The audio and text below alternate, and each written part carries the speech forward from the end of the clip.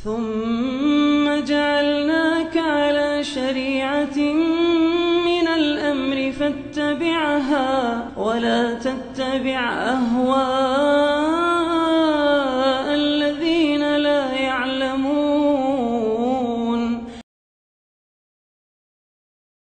Kaidah yang ketujuh, ya, terkait dengan masalah siapa ulama. Ya, siapakah ulama itu?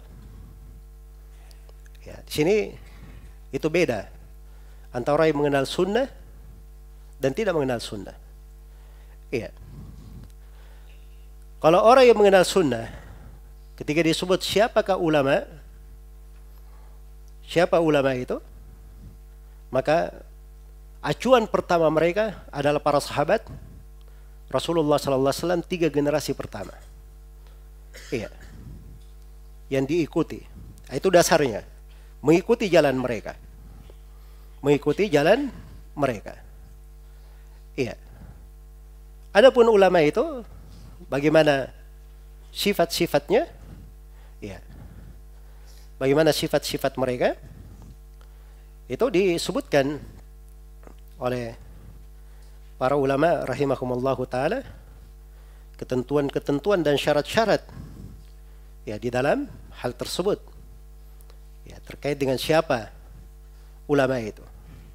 Kalau kata Imam Syafi'i rahimahullah, la yahillu li ahadin yufti fi dinillah, tidak halal bagi seorang pun memberi fatwa di dalam agama. Nih dengar ya, memberi fatwa itu tugasnya ulama, memberi fatwa. Tidak halal untuk seorang pun memberi fatwa dalam agama Allah. Illa rajulan arifan bi kitabillah, kecuali seorang yang mengenal Al-Quran. Nasikhihi wa mansukhi, dia kenal nasikh dan mansukhnya. Ya, kalau dia mengaku dirinya ulama, tanya dulu, kamu sudah pernah belajar nasikh dan mansukh dari Al-Quran? Hah? Ada berapa ayat-ayat yang mansukh dalam Al-Quran? Di mana letaknya? Kalau dia paham, itu ada ciri dia ulama. Jelas ya? Itu ada bidang tersendiri ya, ilmu nasikh dan mansukh ini. Muhkamihi wa mutasyabihi, dia mengerti muhkam dan mutasyabihnya. Ta'wilihi wa tanzilih, ya, dia kenal tafsirnya dan turunnya di mana. Makkihi wa madanihi, dia kenal mana yang makkiyah dan mana yang madaniyah. Wa ma urida bihi wa fi ma unzil, apa yang dimaksud dengannya, untuk apa diturunkan. Ini bahasa Imam Syafi'i ya, bukan bahasa saya ini. Ya. Kemudian kata beliau, setelah itu thumma yakunu ba'da dzalika basiran bi hadithi Rasulullah sallallahu alaihi wasallam. Setelah itu dia orang yang jeli terhadap hadits Rasulullah, nasikh dan mansukhnya. Ya. Dia kenal hadits seperti dia kenal Al-Quran. Dia juga ahli dalam bahasa Arab, ahli dalam syair. Dan dia memiliki apa yang diperlukan untuk ilmu dan Al-Quran. Ya. Kemudian dia menggunakan ilmu ini dengan keadilan dan tidak banyak berbicara. Setelah itu dia juga mengenal silam pendapat para ulama di berbagai negeri. Ya. Kata Imam Syafi'i, kalau seperti ini maka dia boleh untuk berbicara, memberi fatwa tentang halal dan haram. Kalau tidak seperti ini, jangan dia berbicara tentang ilmu, jangan dia beri fatwa. Ini ucapan Imam Syafi'i sebagaimana yang disebut oleh Al-Khatib Al-Baghdadi dalam Al-Faqih wal Mutafaqih. Sengaja ya saya bawakan ucapan Imam Syafi'i supaya kenal ulama itu bukan sembarangan. Bukan yang pandai berpidato membuat manusia seakan-akan pantatnya terangkat. Ya. Tiba-tiba dia dikatakan sebagai apa? Ulama. Atau dia bisa orasi di jalan-jalan. Ya. Kemudian membawa massa.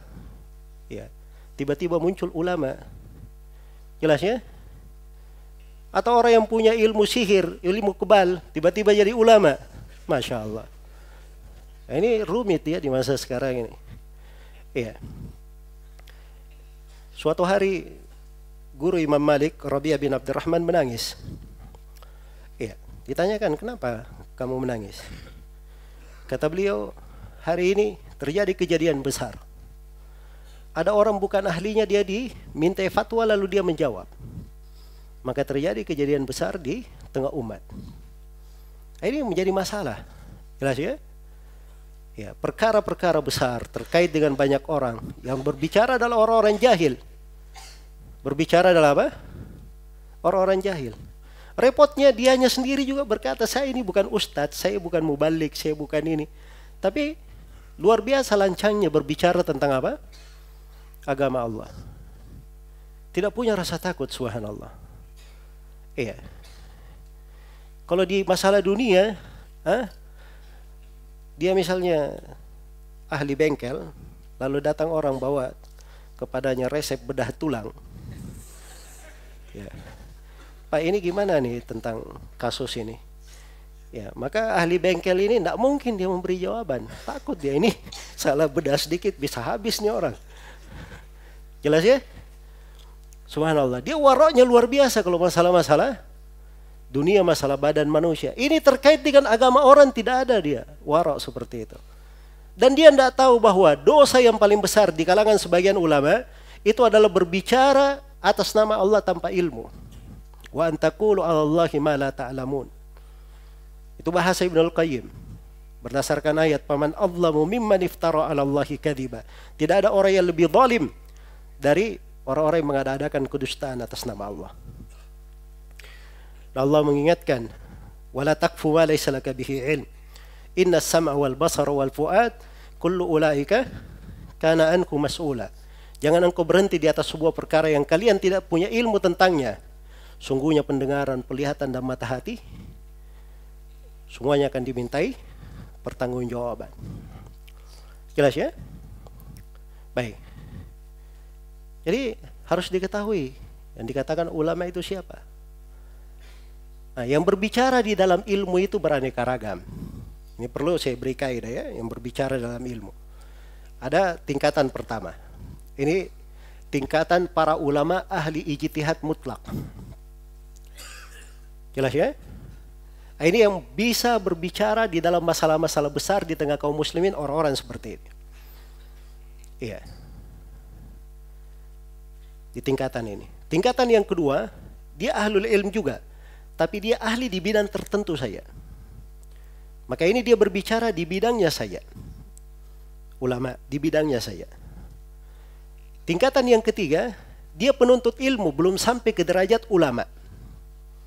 Penuntut ilmu belum sampai ke derajat apa? Ke derajat ulama.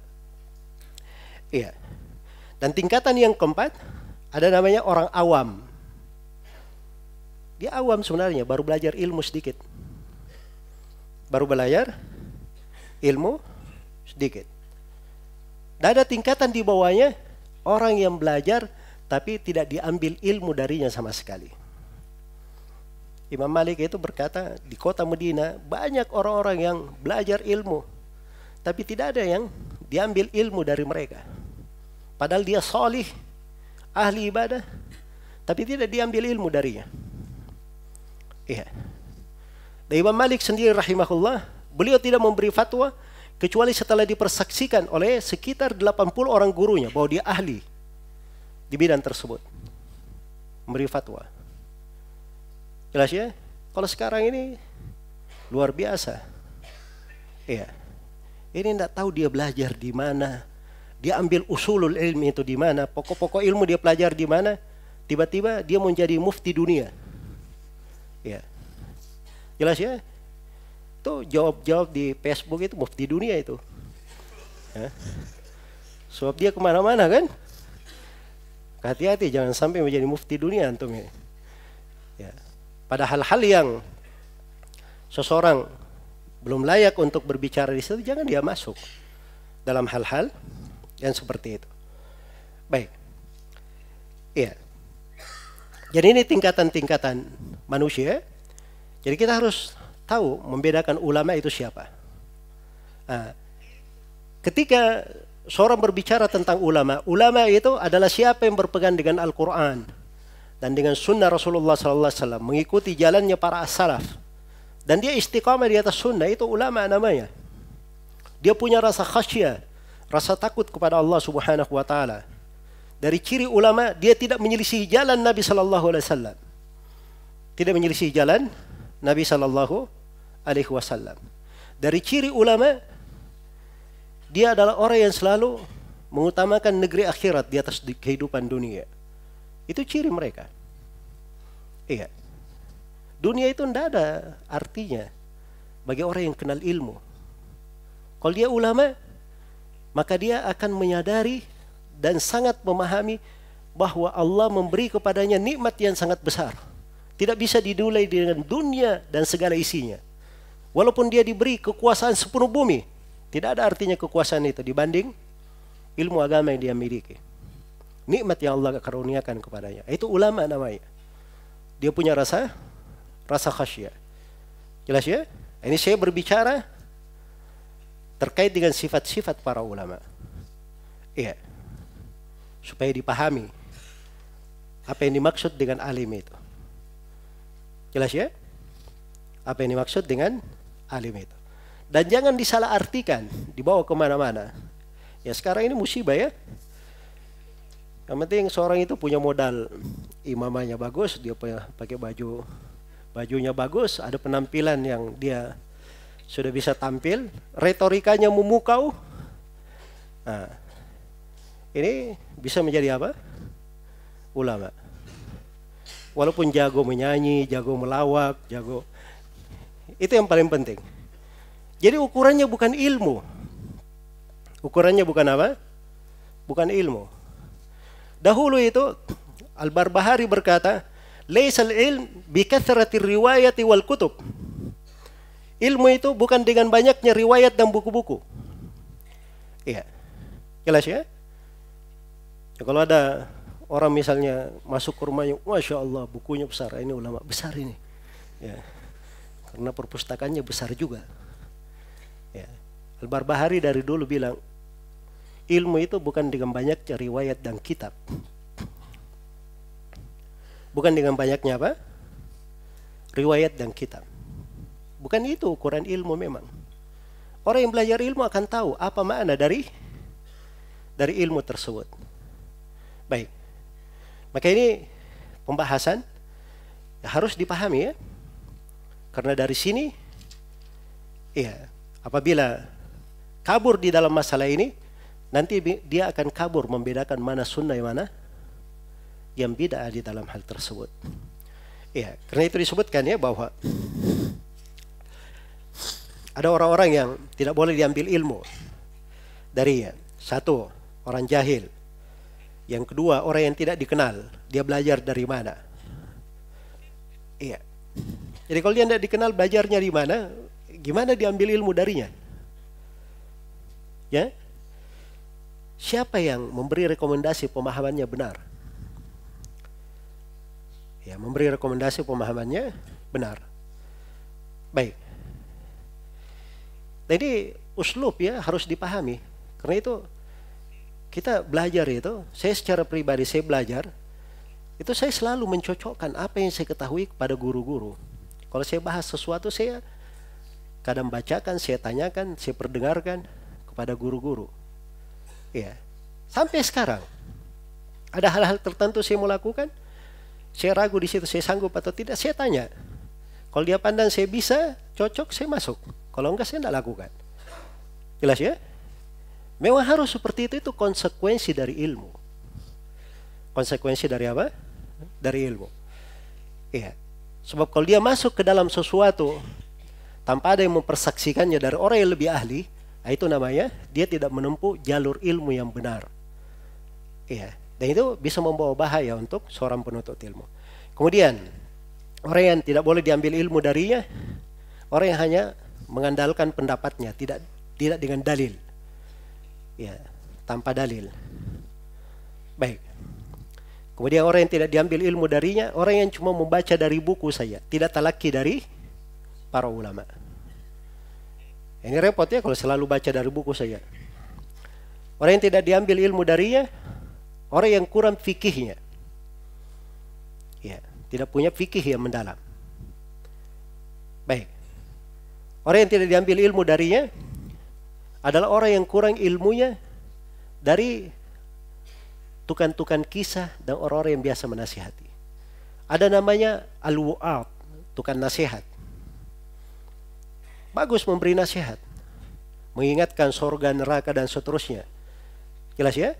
Tapi dia harus punya ilmu yang mendukung. Sebab di bidang ini menyampaikan nasihat, itu ada sudut. Hati-hati. Jangan sampai dia mengingatkan tentang neraka, tentang siksaan Allah, dia buat orang putus asa dari rahmat Allah. Ya. Ini sudah keliru dia.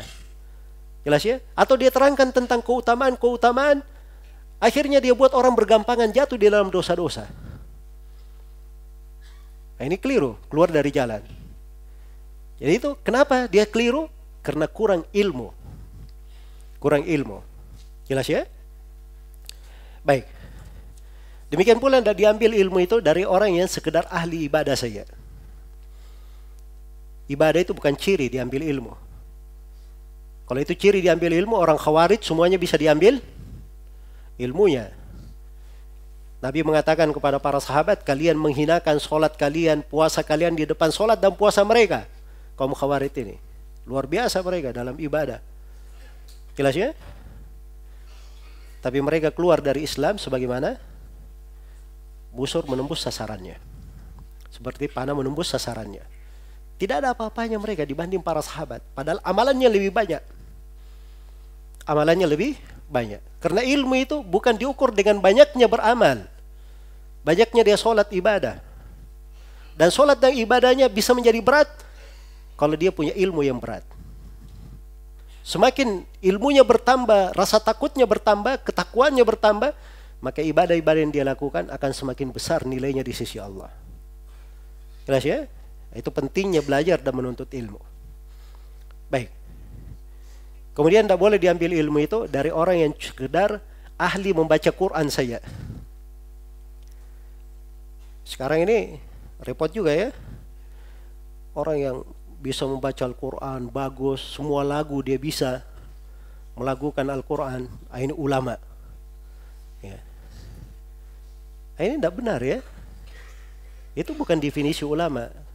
Kalau dia sekedar pandai membaca Al-Quran itu disebut qari namanya. Qari. Jelas ya? Tidak semua imam-imam masjid, termasuk imam di Mekah misalnya, tidak semuanya bisa dikatakan sebagai apa? Ulama. Seperti Adil Al-Kalbani itu kemarin ada imam Mekah. Ya. Akhirnya dipecat jadi imam. Ya, karena kelihatan kejahilannya. Kelihatan apa? Kejahilannya. Itu cuma qari saja, pandai membaca. Tidak pandai, dia bukan ahli di dalam ilmu. Nah, itu dibedakan. Jelas ya, demikian pula ilmu itu tidak diambil dari ahlul bidah. Ya. Dan ilmu itu tidak diambil dari para politikus. Ya. Jelas ya? Bukan artinya ulama itu mereka tidak mengerti pembahasan-pembahasan tentang siasa syariah, politik syar'i. Sebab itu bagian dari ilmu yang mereka tekuni. Cuma di masa sekarang ini, sikap politik syar'i yang benar adalah meninggalkan politik dengan kata umum. Itu kata Syekh Al-Albani, minas siyasati tarkus siyasa. Dari sikap politik adalah meninggalkan politik. Jelas ya? Politik syar'i maksudnya, kalau ingin politik syar'i, jangan ikut politik-politik umum itu. Sebab beda definisinya. Kalau politik syar'i itu adalah pengaturan yang membuat rakyat dan semua yang berada di dalamnya menjadi baik. Itu politik syar'i namanya. Dan itu memang tugasnya para ulama. Iya. Ikan-ikan di lautan saja mendoakan para ulama. Karena ikan-ikan di lautan merasakan manfaatnya dari ilmu yang disampaikan oleh para ulama. Jelas ya? Andai kata para ulama tidak berbicara tentang masalah, tidak boleh berbuat kerusakan di atas muka bumi, menjaga lingkungan hidup, ikan-ikan tidak ada yang hidup di lautan. Jelas ya? Nah, itu pengaruh dari ilmu para ulama. Baik. Jadi harus dipahami bahwa ketika saya katakan jangan mengambil ilmu dari politikus, ini politik yang apa? Bukan di dalam politik syar'i. Ya. Karena itu kalau lihat ada dai yang sengaja ikut masuk di dalam pembahasan politik. Ya. Masuk acara pemilu, bikin juga fatwa masalah pemilu. Ya. Urusan pemerintah, beri komentar-komentar juga. Hah? Ini hal yang tidak wajar. Keluar dari apa? Dari jalur ilmu. Baik.